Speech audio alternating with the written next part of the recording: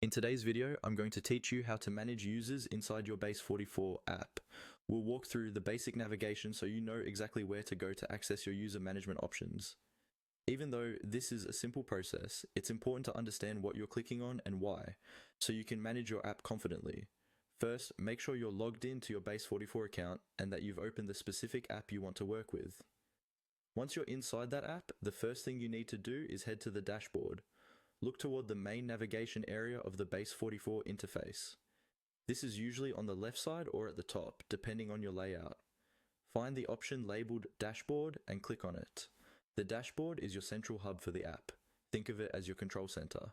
From here, you can see an overview of your app's structure and access different sections, including user management. Taking a moment to get comfortable with this area will make everything else much easier. Once the dashboard has loaded, the next step is to navigate to your users.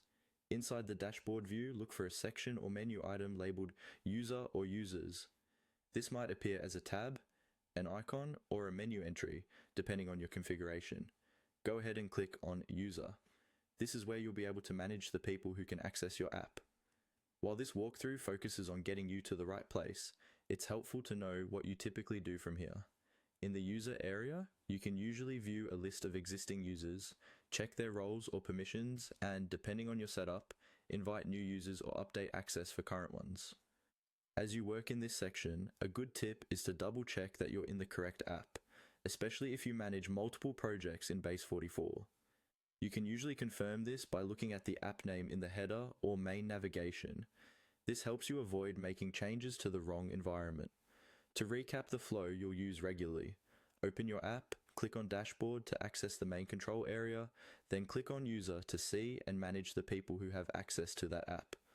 That's all you need to know to get to the user management area inside your Base44 app.